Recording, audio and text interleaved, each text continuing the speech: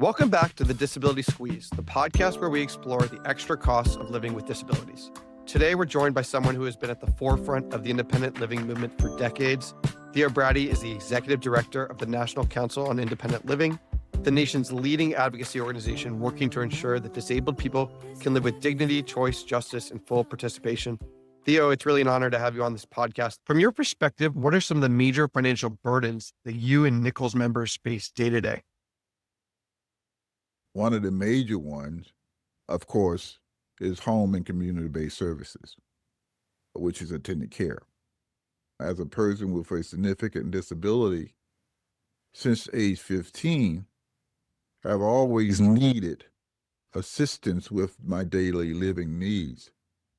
Typically, during my period, when I became disabled in 1975, a lot of this home and community-based service wasn't in place.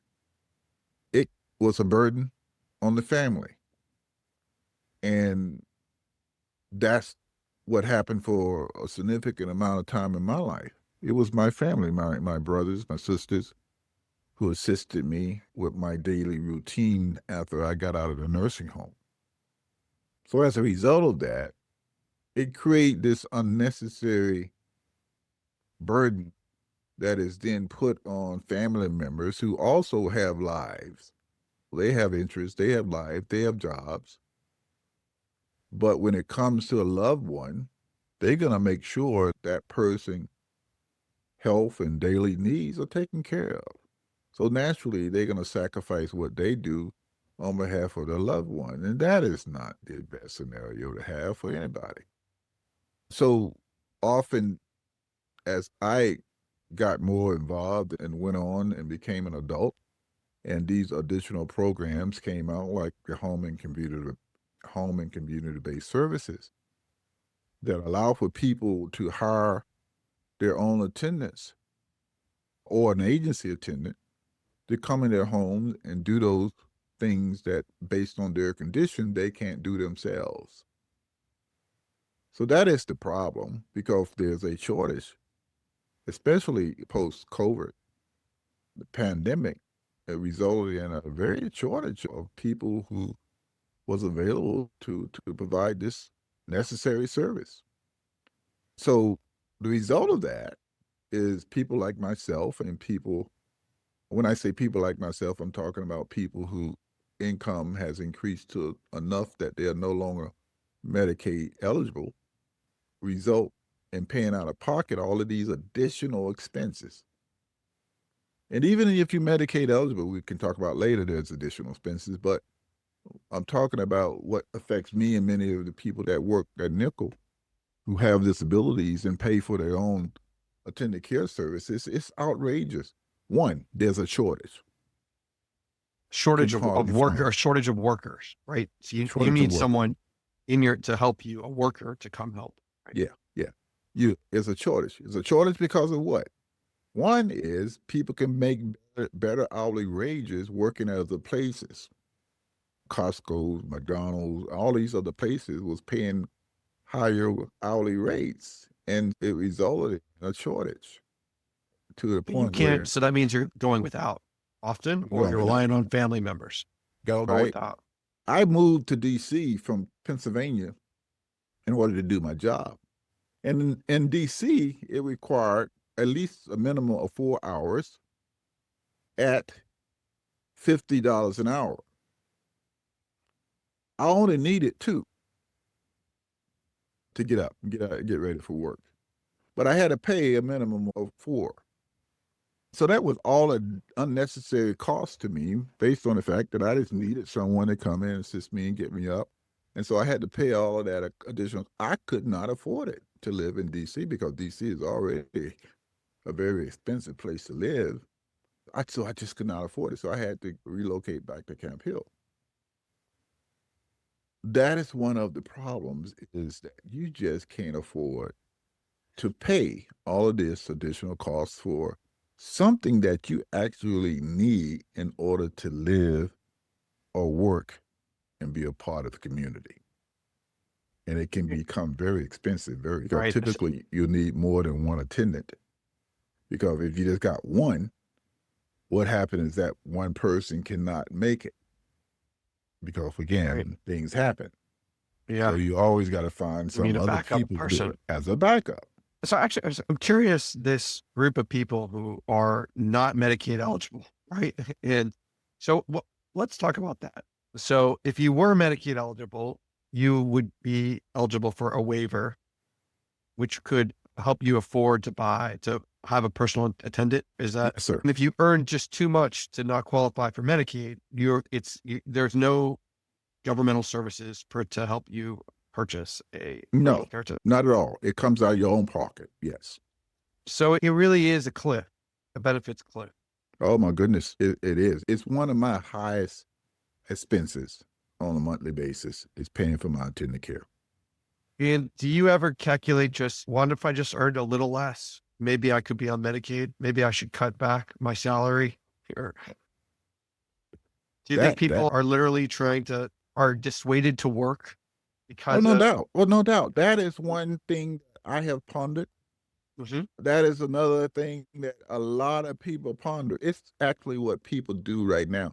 People will, and I know of people who will turn down wages, hourly rate increases or promotions because they do not want to lose their supports. They do not want to lose their attendant care or they want to lose health covers. So they turn it down. Right. And it's this catch-22, right? Because they can't work without this attendant coverage. But to work, and if they earn too much, they lose their attendant coverage. So Exactly. you're stuck in this. And so therefore you're turning down bonuses. You're turning down extra pay. If you don't make such a giant leap in your pay, in your career pay, you might as well stay on Medicaid. Because you really got to take a giant leap in your income in order to be able to afford those additional expenses. And I'm just talking about attendant care. I'm not talking about all the other ones. Let's just talk about that. Yeah. And that's other ones like transportation, mobility, transportation. I purchased my own van, just like anybody else.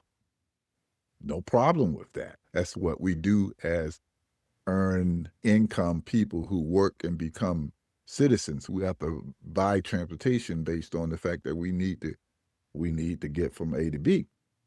But what comes into play with a person with a disability, you have to get modifications, adaptive equipment in order to drive your own specially designed vehicle, meaning a ramp, automatic ramp, meaning consoles, push button consoles or touch button consoles that allow you to shift and close windows, start your van. All of that stuff is use adaptive equipment, AI equipment that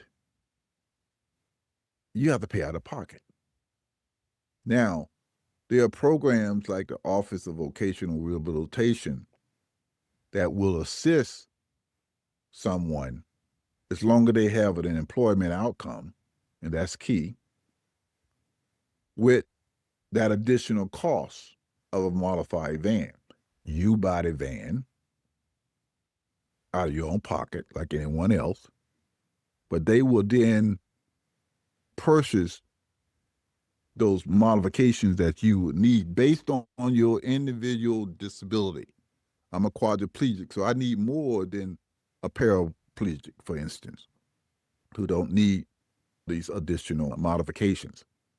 I will pay up to what you cannot afford, but even they have a sliding scale fee. You're still Income, copay. You still have copays. you still have a copay. So even with OVR, you still have a copay based on Right. the income. And this is for people not eligible for Medicaid. And we shouldn't assume that just because you're eligible for Medicaid, you're also getting these attendant services. Tell us about that. What do we know about actual provision of home and community-based services to people who are eligible and are qualified for the program? So even if you do qualify for Medicaid, there are other things that you still need to pay for, right? Let's say, for example, you're a person with a disability and living by yourself, you're on Medicaid. But then there are all these other things that comes into play. Good example is higher electricity bill, because you have all of these things that run on electricity that you need, like ventilators and your motorized complex wheelchairs and all other things Additional that expenses. Yeah. sustain your life, right? So you have all these increased electricity bills. And what I was thinking, Theo, is that it's not guaranteed you're actually going to get that attendant care, right? Because a lot of people are on waiting lists, Yeah, that's one of the big ones. So right? just Because because you do qualify for Medicaid and you qualify for these services, like I said earlier, based on this shortage, there are not that many available attendants that you can bring in. But not only that, based on state by state, you have all of these additional programs that work differently. Like in one state, they have less than a waiting list for these services. In another state, they have more. But bottom line, many states, just because you qualify, doesn't mean you're going to quickly get the services. I know people who've been waiting for years to be qualified for community-based waivers. and how are they getting by? They rely on family, friends, And what are they or waiting? Yeah, go ahead. they go into a nursing home, right? Yeah. Which is one of the biggest barrier to independence than anything else. Because society, decision makers, have this belief that people with disabilities belong in institutions anyway. So it's easy for them to make the decision, let's not pay all of this money to keep people in the community. Let's let them go into institution because that's where they belong anyway. There's a system, there's a structure that is created to take care of that. And so when it comes to these block grants and these community-based waivers that based on the decision makers' priorities, and what they feel is important with their ableist way of thinking, they decide we don't need to provide this kind of money in regard to reducing the waiting list. Let's just allow people with disabilities to be institutionalized because we have created that system for those people. I find One it of the, really powerful. Yeah, really powerful reading Nichols' website where you wrote many people with disabilities remain imprisoned in nursing homes and other institutions, imprisoned. So I find that particularly powerful about that framing is how you're pushing beyond this language of this is about economic self-sufficiency or employment, but to saying this is about deeper questions, a higher plane here of liberation and freedom, right? This is about actual freedom. And so I'm curious, I don't think we often think about the extra costs of disability as an inhibitor of freedom, but I think you would be inclined to think about it in those terms. And when you speak of those terms, what is the response you're getting? the response I get, and again, I think one of the greatest challenges that we face in America is ableism, right? This way of thinking about how people with disabilities should live their lives. Society has been conditioned to believe that people with disabilities has less value. They contribute less. They take more than they give. And therefore, they are a burden on society. So why not place those people in places where they're out of sight and we don't have to put so much money toward that, which is active to what they are really doing, because it costs more money to institutionalize a person than keep them in the community. Uh-huh. So it ain't really a financial thing. It is a attitudinal thing. It is what people have believed to be true about people with disabilities to the point where they are better off institutionalized. I often talk about the ugly laws that once was in America, where it was a crime for a person with disability to be seen in public. That is the mindset that we are still dealing with. especially with this new administration, that people with disabilities are better off in institutions. That's why you see some of these executive orders about collecting our homeless people with mental health issues and putting them into institutions against their will, because that's how you do it. That's how you treat people who don't have much value. You out of sight, out of mind. Yeah. So we have the ableist thinkers who believe that is the best way to handle this situation. It's very illustrative how you put it just now, saying it's not even economically more affordable for the government to institutionalize people. It's so you can rule that out as the primary motivator behind a push for institutionalization and say, what else could explain this? And I think that's a very clearly illustrated that ableism and ideas. And so that's, I think, one of the reasons why I find that freedom frame so powerful, right? Is you're pushing, what is an idea for a post-ableist future? It's a liberatory future, right? It's a future of freedom and opportunity for everyone. Yeah. Right. I find that to be a very powerful frame. And I appreciate that that's the way that your organization is advocating on this issue. I wonder for a second to step back, and I don't know if you're an expert on this, but I'm curious what the history of home and community-based care under Medicaid is. How did this program develop? Where did this come from? I'm not as familiar on how it began and how it started, but bottom line is, from what I understand, is it really started to come into play early on when they started close down state hospitals, right? Where people with intellectual disabilities as well as physical disabilities were just warehoused. And people started seeing first time, I forget this guy's name, For Geraldo Geraldo Rivera. Rivera showed a documentary. He went inside these institutions and he saw how, for the first time, America saw how devastating and this and inhumane people, children with these disabilities was being treated, laying in their own feces, laying unclothed in hallways and so forth for the first time. So when we're confronted with that reality, people then have to make a decision. What kind of society will we be, right?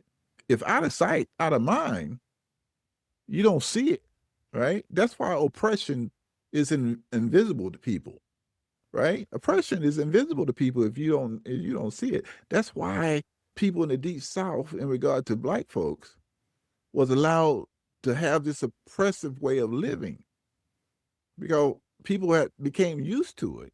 And when you become used to it, it's invisible. You don't see it.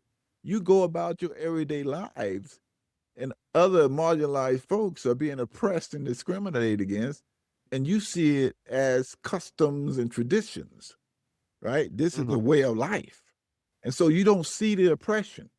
You don't see the discrimination. That's why it went along so long until it became public through television and newspapers and like the Geraldo Geraldo Rivera. Right. My question now then is that, all right, so this movement of deinstitutionalization came out of this. I think we was visiting the Willowbrook School in Staten Island, or the Willowbrook Institution, and the moral shock of America, whose eyes were finally open, something that was already there, that had been that may just been normalized, but had been out of sight, out of mind. Yep. You And don't here see we it. are, and here we are today, where I think many, I've heard you argue, think that the risk of reinstitutionalization is here or coming, and more risk for institutionalization. Is America ready for that wake up call? Or what is it? What would it take to bring that attention back to America? We have become comfortable. We are allowing people to turn back the clock to a time where, again, this was normalized and how people with disabilities are treated. And then all of a sudden, we forget. The Jewish mantra of never forget, there's a reason for that, right? We should never forget the Holocaust. There's a reason why they say that, so that we do not repeat that devastation again. So we condition ourselves to remember. I went through cancer and I lost my leg. And going through that experience, I committed myself to never forget that feeling that I had. And I did that for a reason, because I never wanted to go through that again. And so we as society have to hold on to that. Unfortunately, people have forgotten, right? They have forgotten, out of sight, out of mind, they have forgotten. But it's important for us to never forget the devastation that was caused by 9/11, but we forget. And so it's important for us to remember how people with disabilities were treated in institutions.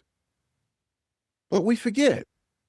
And all of a sudden, we have situations like what happened in New York during COVID, where people were sent into nursing homes to die so easily, where you saw body on top of bodies. Because in time of crisis, people with disability become a less of a priority. Their rights are removed.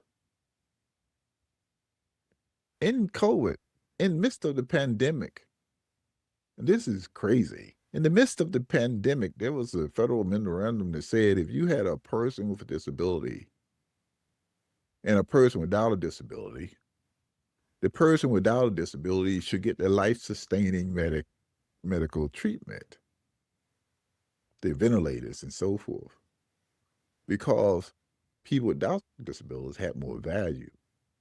That's the reality that we face. And so, do we learn from that? Or do we continue to do that? I'm hoping we learn from that. Because are we going to have another pandemic? Sure, we will. Are we going to learn the fact that we mistreated people with chronic conditions? I don't know. Probably not.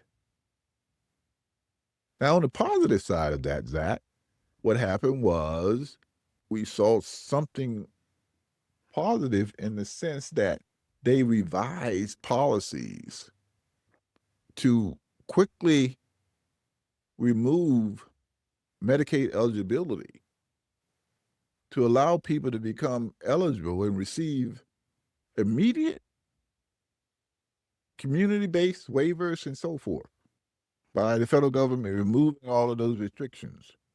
And we saw an immediate benefit. But after COVID, they removed that. But we saw that it worked.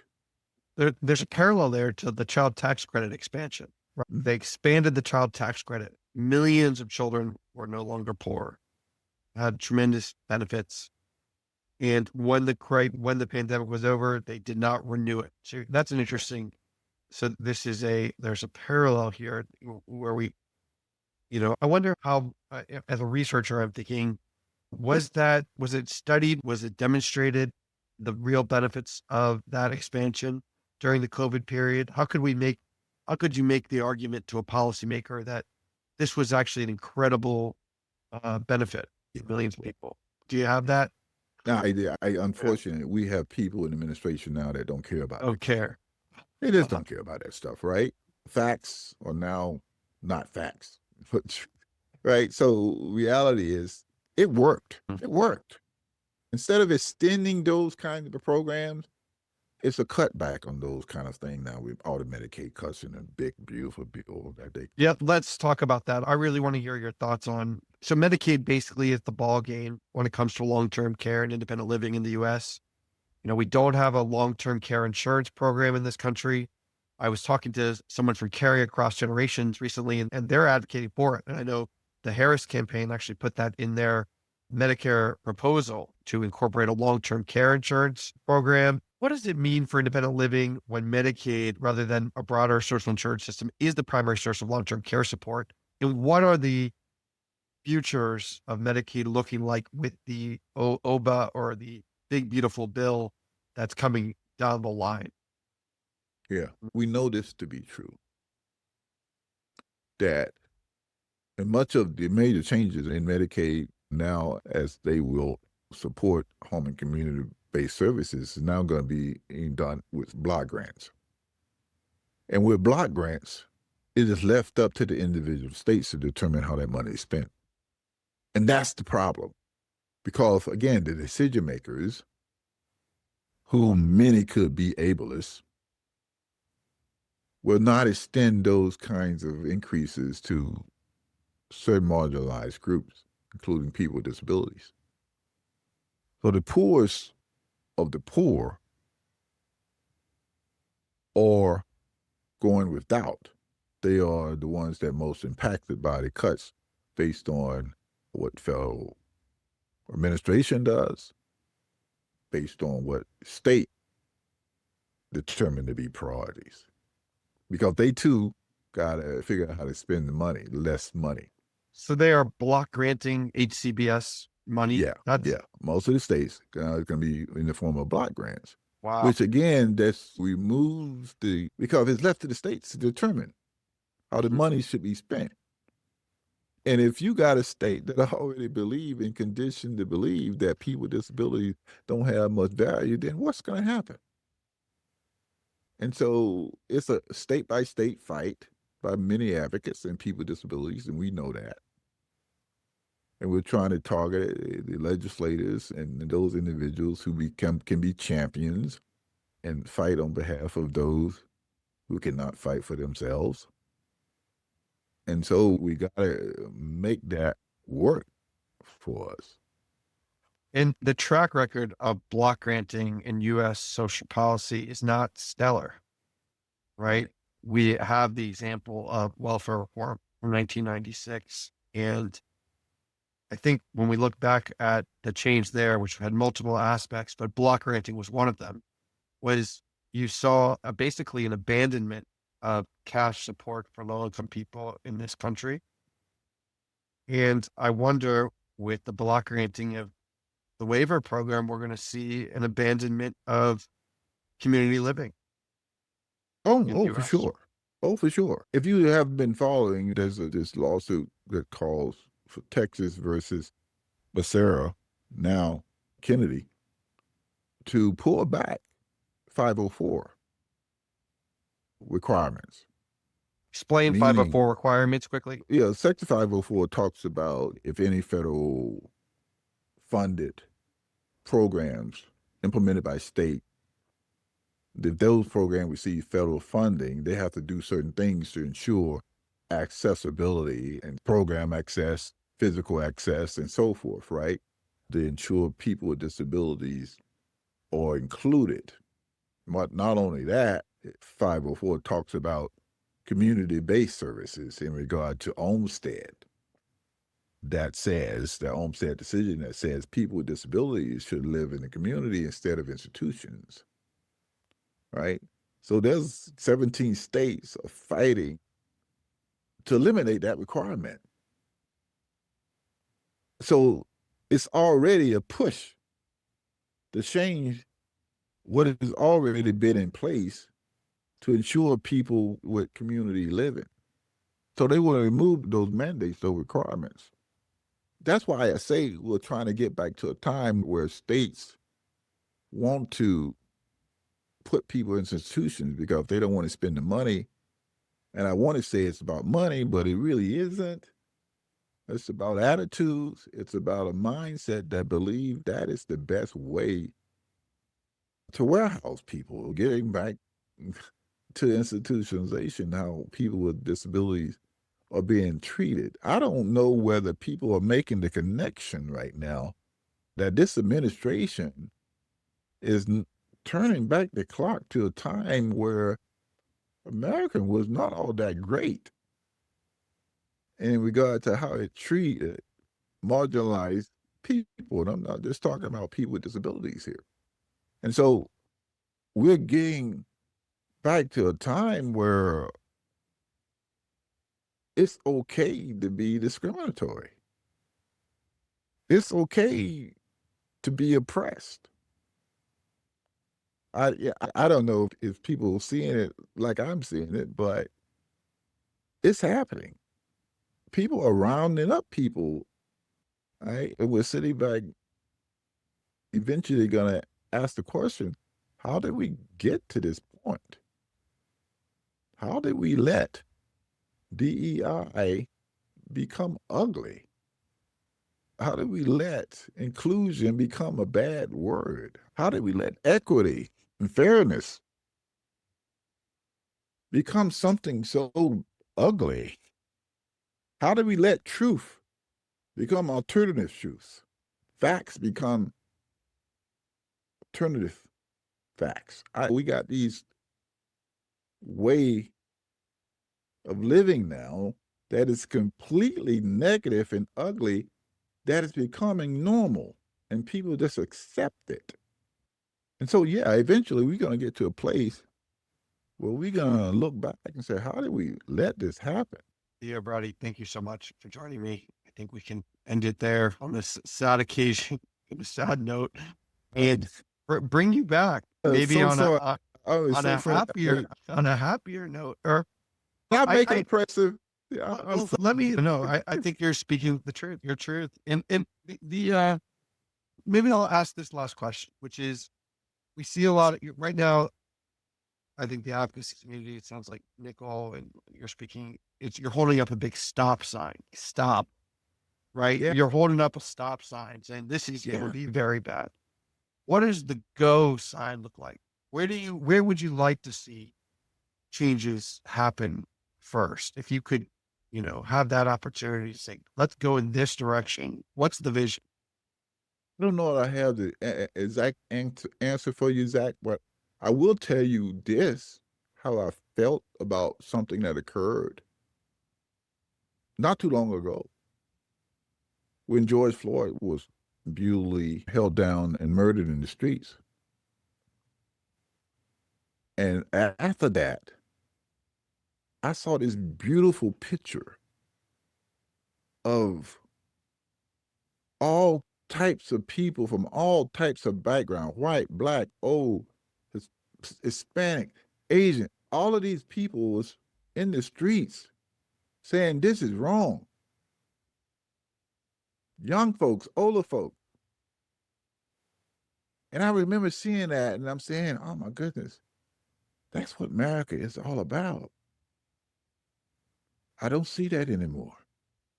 And that concerns me because America is not a homogeneous country.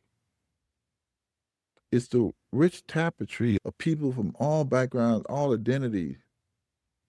Right. And even I saw the LGBTQ plus community after that. Everybody. And now, when I finish with this, the LGBTQ plus community are not even considered as being human based on policy. That bothers me in a major way. And I would like to get back to that picture again that I saw, that was just this beautiful picture of everybody saying everyone matters. Right? Everybody should have a place at the table. Everybody should make important decisions. And can we get there, Zachary? I hope so. I hope so too. And I hope you live to see the day. And we all do. Thank you so much for joining me, Theo. I really appreciate this conversation. I appreciate your work. Thank you. Yes, sir.